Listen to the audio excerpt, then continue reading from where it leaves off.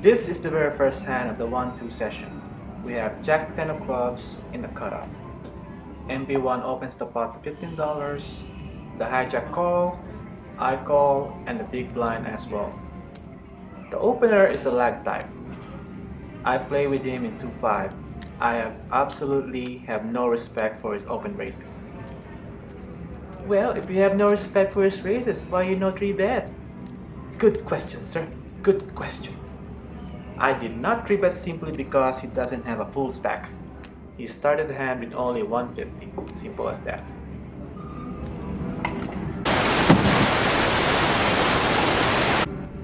We flop a flush draw and MP bets $20 into $60 pot.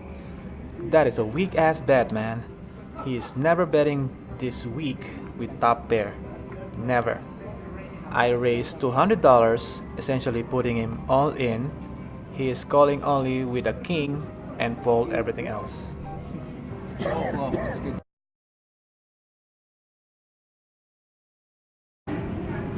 Remember what I said about the villain in the previous hand? That I have no respect for his raises. That disrespect comes into play here. We opened the pot to $20 in UTG with ace king of spades. UTG plus 1 call, then we get raised by that guy in the previous hand. He raised to $50. Cutoff calls, and here we are. This $50 raise is BS. Bullshit, bro. Bullshit. We're playing deep and raise only that much? Hell no, man. I raised it to $250. I was like, fuck you, man. Fuck you. Then UTG plus 1 went to the tank. So, this got me worried. This guy is a straightforward guy. His tanking made me think that he has middle pairs. You know, hands that he will have a hard time folding. Like tens, jacks, and possibly queens. Like queens is probably the top of his range here. He only has less than $500 at this point. I'm calling if he decides to shove all in. It's not much to call for me, so what can I do? Against his range, our ace king is doing just fine with 43%.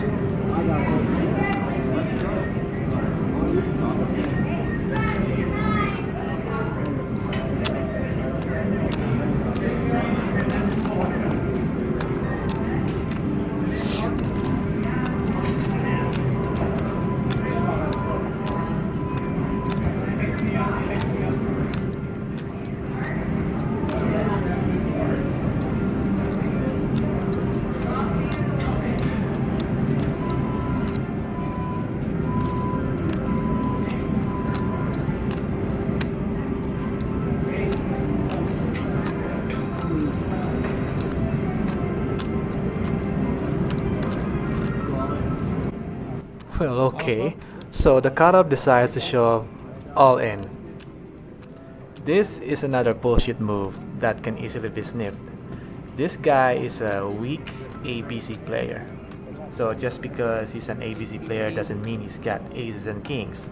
Considering his 3-bet flat call against a lag, what can he have? I don't care really. All I know is that he doesn't have queens plus. Whatever this is, he just wants me out. Not today, buddy. Not today.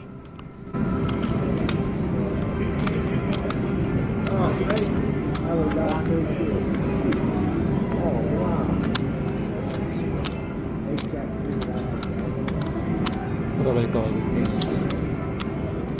Ace king suited, ace eight suited, ace jack.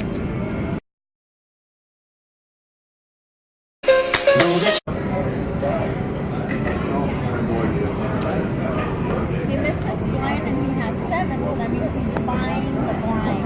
You have a move from last night. I did. How we doing, kid? That's it. This was just started.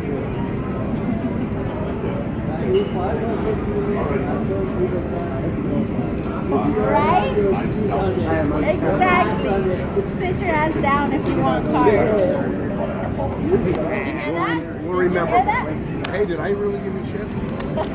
Yes, you do. I don't think I really do. Only with me. But I'll remember what he says later. Okay. I didn't look this way. I didn't look this way. I should have said something. 30. I thought I said it. I didn't know you I just went and got my jacket. were. Get my phone charger out of that. Yeah, I just walked to that one. Sorry. I didn't go very far, so that's okay. I didn't look this way. 85.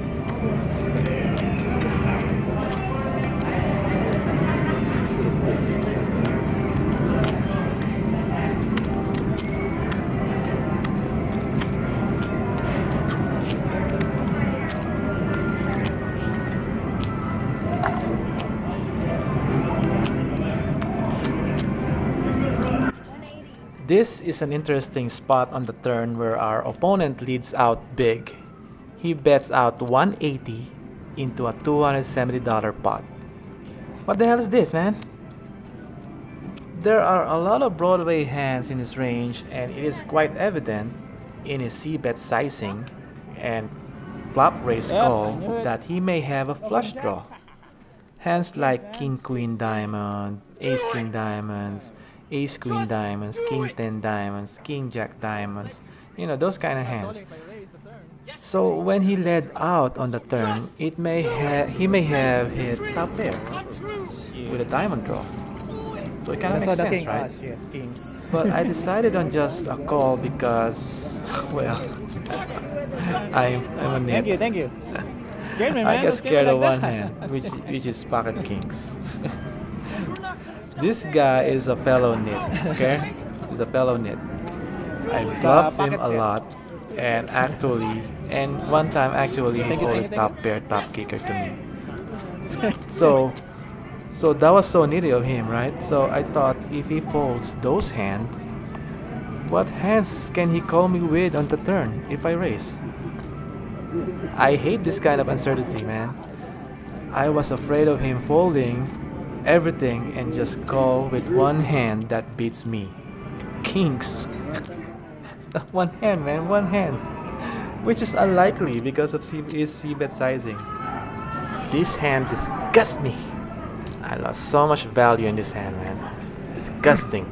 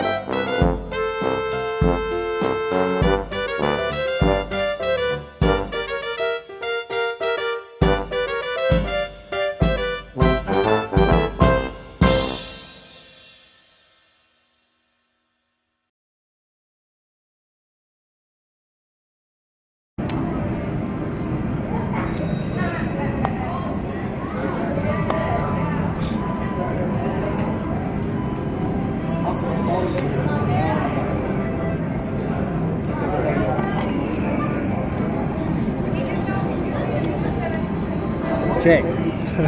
Check. 35.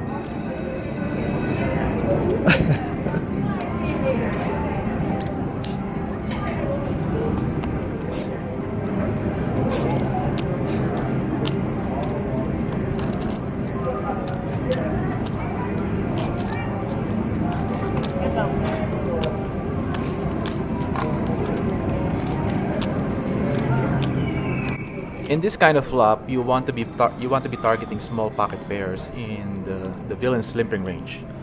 Deuces to eights, possibly nines as well.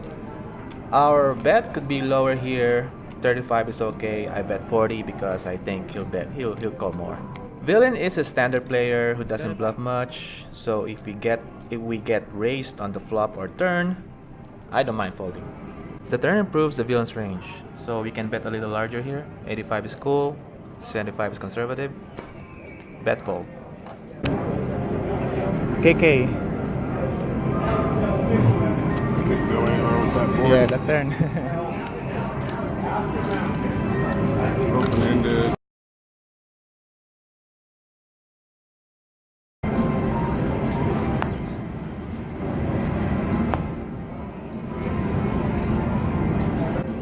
Standard open with pocket ochos in the hijack. Only the blinds called. The small blind player is the same player that went all in with ace 10 suited in the ace king three-way all-in hand. ABC player, pretty weak. Big blind is a loose and passive type that just like to call for kicks and giggles. This is where the hand gets interesting. The ABC player leads out on the turn. This is, in most cases, an ace hand. He bets 35 on the turn.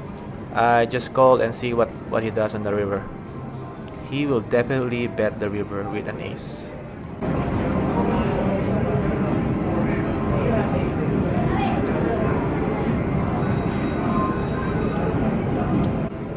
I think we can get away with a larger bet raise size here. I did 300 just because I wanted to make sure I get a call. He snap called it, just like that. So that means he can call a raise close to 400. So next time.